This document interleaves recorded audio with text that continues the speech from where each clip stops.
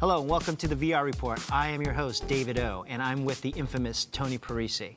Tony, big fan of yours, but I don't think I can give a good enough intro without me just asking about what you've done in the past, and please introduce yourself to the audience. Okay, so my name is Tony Parisi. I have been in virtual reality for over 2 decades, on and off. Back about 20 years ago, I created something called VRML, the Virtual Reality Markup Language, for defining 3D worlds that you could access over the internet. I was actually working with some folks who were essentially refugees of the first attempt at doing consumer virtual reality, which happened back in the early 90s.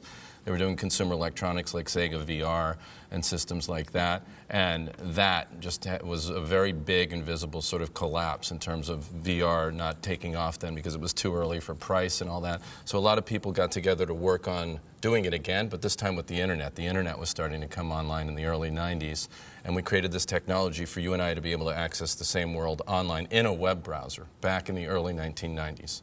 This is back when people mostly didn't have web browsers. They didn't have computers that had a graphics card.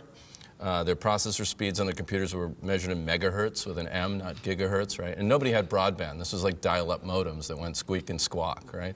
So this was a really early experiment in doing, virtual reality, but on a flat screen over the internet. And needless to say, that was also a little bit early.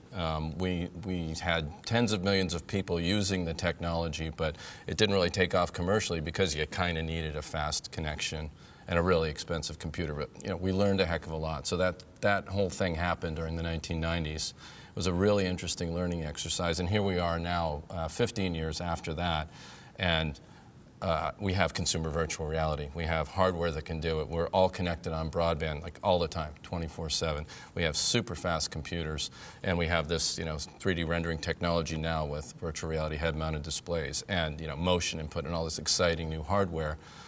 So wow, I'm glad I'm still alive to see this and get a chance to work on it again. I'm working in virtual reality right now as we speak.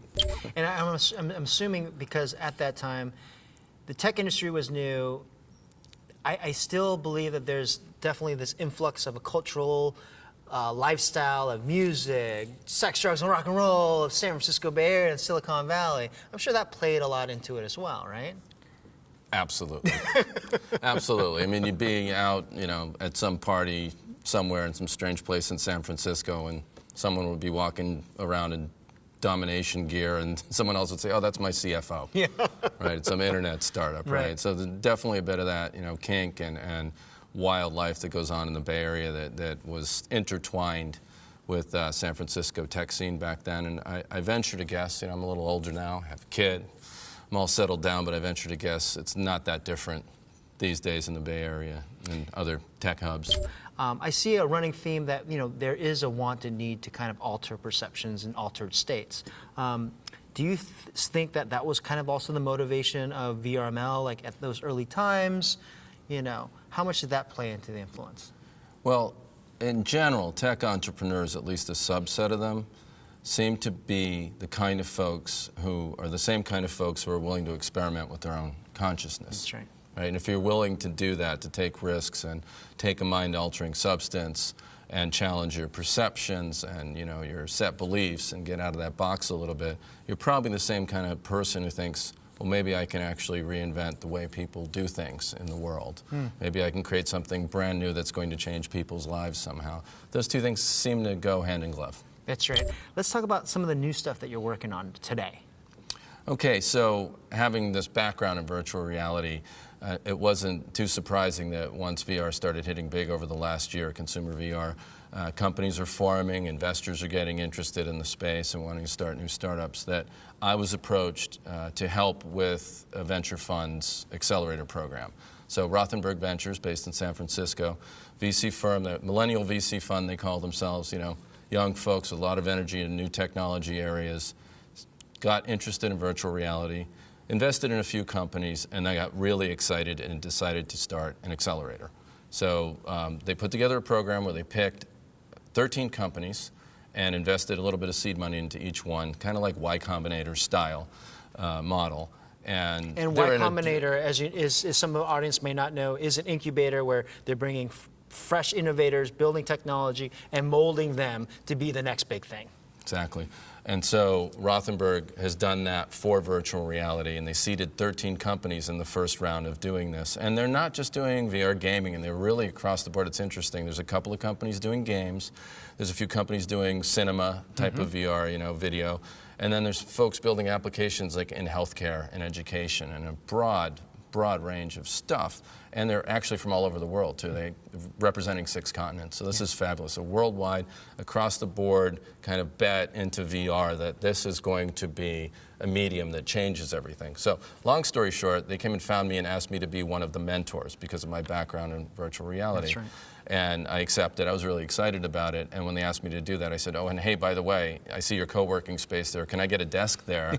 And so they offered me a desk as well. And so I'm a tenant there in the co-working space, surrounded by people doing virtual reality. Can you explain to our audience what 3D Web Fest is all about? So about 7 months ago, Jim Kwanzi, who runs the Autodesk Developer Network, was really excited. Autodesk has a lot of 3D products for making engineering, doing design, doing 3D animation, gaming, and Jim was saying, well, now we have WebGL everywhere. We can render 3D in a browser everywhere, even your smartphone. It's on iOS now, and mobile Safari, it's on mobile Chrome. It's on all the desktop platforms, and people are creating incredible creations with it.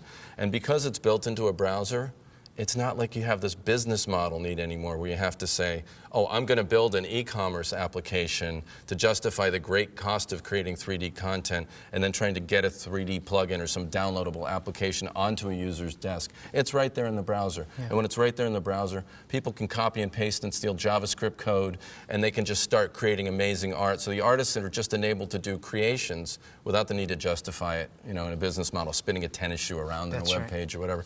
They can make whatever they want. Infinite landscapes, procedurally generated art, some stuff that was amazing by Isaac Cohen of Leap Motion. We're both big fans of Isaac, right? Yeah. Yeah, and we ended up getting 40 submissions for this art show. It was all about the art, nothing commercial. It was sponsored by commercial companies who also want to support this. And we got 350 people to pack the Foundry, the Folsom Street Foundry in San Francisco. Big screen projections of the art and 17 amazing demos. We got about 50 worldwide submissions. And I don't know, we should just talk about a couple of them. You were there. There's this someone who created these 2 giant mountains that you would tweet to a certain hashtag, and it would do text to speech, and the mountain would speak like this in real time. In real time, as you tweeted. All kinds of crazy stuff was coming. The audience was tweeting it. Weird stuff was coming in, and I'd rather not repeat. And it was fabulous. Or just giant data landscapes, or the finale piece of Wei Dong Yang and his group done Kinetech Arts. Powerful stuff. Which was data-driven. There was either Twitter or Facebook information just generating pixelated, impressionistic data, and then a woman dancing, waving her arms with leap motions and standing on a pad and interacting with the data as it was happening live on the screen. It was absolutely incredible and 100% useless, which was the best part of the whole thing. Part. It's art, for its own sake. It doesn't need an explanation. It was like a rock show. People were clapping. I mean, it was just like, wow, this is happening now in the browser, and people are just moved by that because we've seen that grow, and this is where we're at today. Absolutely, and you can get all that stuff in VR too. That's the real promising stuff. A few of the demos were in VR. I can't wait to see more of those going to come into an immersive environment. We were just seeing them projected up on the screens, and that was fabulous. But people should be able to enjoy that stuff in an immersive environment too, and you can do that in WebGL as well. So I'm really excited for maybe next year we'll have a Web Fest that has more VR art in it too. Yeah. That'll be fabulous. That'll be really cool. You have also a lot of close-knit family and friends who help putting the event together as well. Oh yeah, that's like, WebGL and WebVR has become a bit of a family. Yeah. There's a lot of people who we're probably seeing a little too much of each other because we're going to meetups once a week and all that. And you go around SVVR and you see a lot of the same faces, but that community thing is a lot of what's driving, the innovation in art that's going on right now. It's, people would think, big studios and big checks being written by rich people and all that, but it's not. There's a lot about people like us just talking and coming up with ideas and saying, let's work on something together. Totally. Tony, I wanted to, first of all, thank you for your time. It was really great to know who you are as a person and some of the cool stuff that you're working on. So thank you for being part of the VR Report. Back at you. Thank you very much, David. Thank you so much. 감사합니다.